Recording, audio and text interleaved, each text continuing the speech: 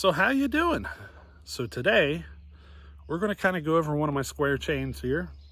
As you know, I've been practicing my square hand filing. This is new to me, so I've been practicing up on it. I'm still less than 10 sharpenings into this, so I might not be perfect, but I think it's getting pretty freaking close.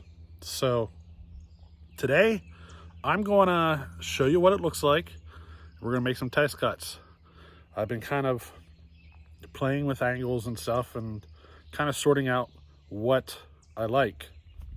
Now, I've learned some things that are not going to be on this video. I'm going to make a dedicated video to some of the things that I've learned and kind of show you all of that on that video. So today I'm just going to show you the chain.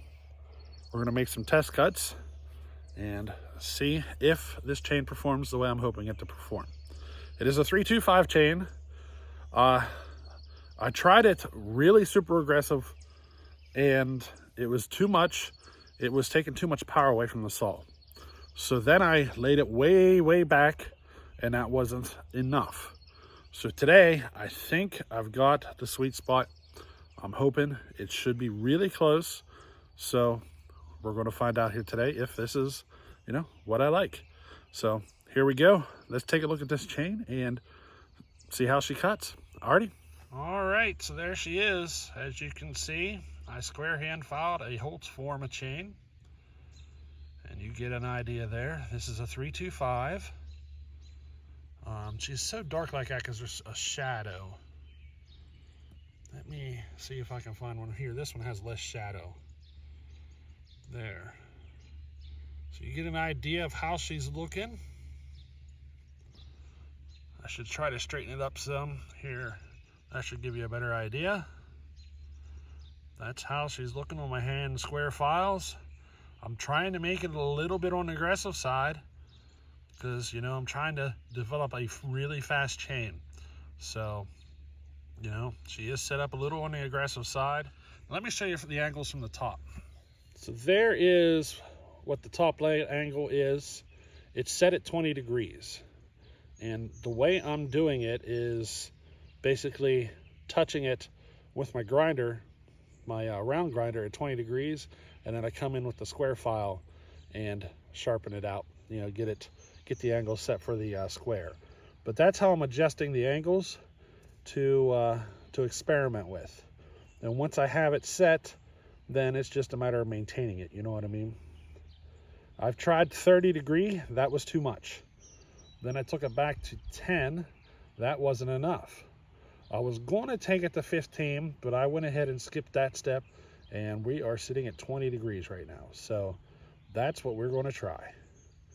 All right, so let me get a piece of wood ready here. We're going to give this thing a run. Rakers are all set to 25 thousandths, and I want to try to find a good setting for a 25 thousandth raker, just because it's easy to get raker gauges in that range. You know what I mean? So I want to try to make the chain fast on a 25 thousandth raker. You can go deeper, but I don't think it's going to be necessary with square, just because you can get them pretty quick without going to a deeper raker. So at least that's what I'm finding so far. Now, if I was backed up to like 15 degrees, yeah, probably go deeper in the raker. But so let's give her a whirl. Now, the saw we're running is the same saw we've been seeing. It is the Husqvarna 50 with the Partner 5000 top end, built for that I'm building for racing. It's still, I still think I can make a few tweaks and get a little more out of it, but it's really close to what I'm looking for. I'm hoping to get just a couple of hundred more RPM out of it, I think. Now, I have discovered that with an out-of-the-box 23 RS chain, she is spinning 13,200 RPM in the cut. With this square chain, it is less, high 12s, but the chain, that's basically coming from the chain. The chain is pulling the saw down a little bit in the RPM because of how much wood it's eating. And that's to be expected, It is a lot hungrier chain than a 23 RS. and you know, it takes more power to pull it. So, you know, she does pull the RPM down a little bit. But let's go ahead and get on with this and get a piece of wood lined up here and get some cuts on. Alrighty. Hey, I forgot to mention, we're gonna be testing everything from self-feed to me pushing really hard on it. So you're gonna see a wide range of cuts. Hopefully I got enough wood. We'll see. Alrighty.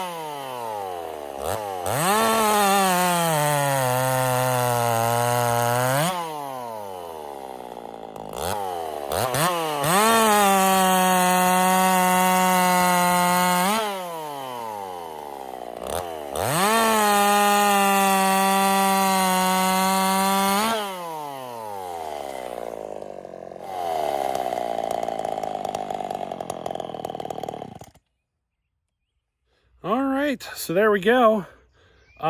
She runs pretty freaking good. That chain is just so ridiculously hungry compared to like a 23 RS that you cannot keep it high in that RPM range. It's just eating so much wood that, you know, you rob some RPM. So that's what our chips are coming off looking like.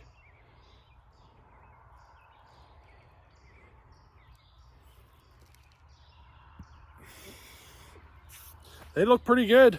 So this wood is not green, but it's still kind of green.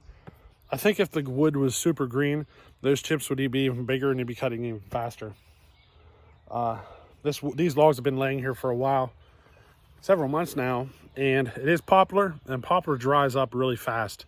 So I can tell it's starting to dry out some, but it still cuts pretty good. I'm pretty happy with this chain. The one thing I am finding with Square though is it doesn't self-feed very well. Not the way that I can get round to self-feed, at least, if you know what I mean. It's fast, you have to learn to control it.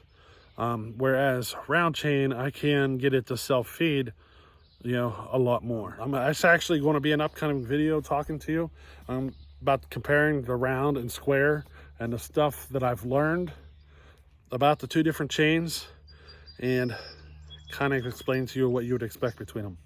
You know what I mean? So that is an upcoming thing. This chain, I don't know. I feel like even at 20 degrees, it still might be a little much. Sometime in the future, I might go ahead and drop it back to 15 just to try it. You know, this is at 20 degree on that top plate. I feel like 20 would be better suited for a larger displacement saw. but this, I don't know. See, now that's me kind of going back and forth. You know what I mean? Is this really where I want to put it, or do I want to try the 15? I will probably try the 15 eventually and get a feel for it and see what I think. If you've seen this saw on previous videos where I was running 23 RS on it, you can tell there is a huge difference in RPM. I know I've dropped every bit of probably close to 1,000 RPM just between those two chains, just because of how much hungrier this one is. You know what I mean? Now, as you've seen how much harder I pushed on the saw, you could hear it drop in RPM.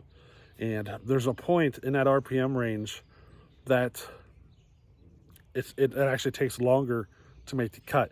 And I'm curious to know where it is about, you know what I mean? How hard can I push until I start losing cut speed? And that's one of the purposes of this video. I don't know what it's going to be. I'm sure it's going to be somewhere in there, but I'm curious to know where exactly, like just how hard I can push on it without, you know, losing cut speed. That's one of the big things. That's actually one of my main purposes of making this video, I should say.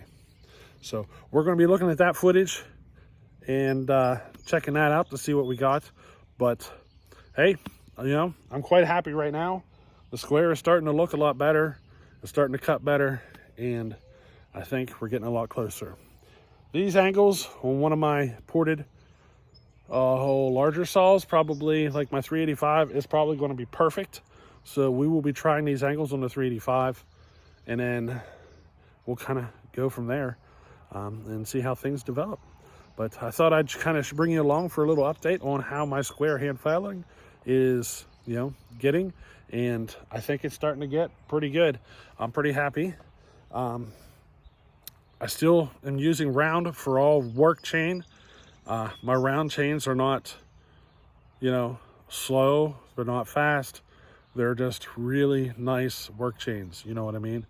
And they're smooth and all that stuff. So I'm still running my round for all that work. It's just these square hand files. I do want to develop it for situations whenever I want something a bit faster. You know what I mean?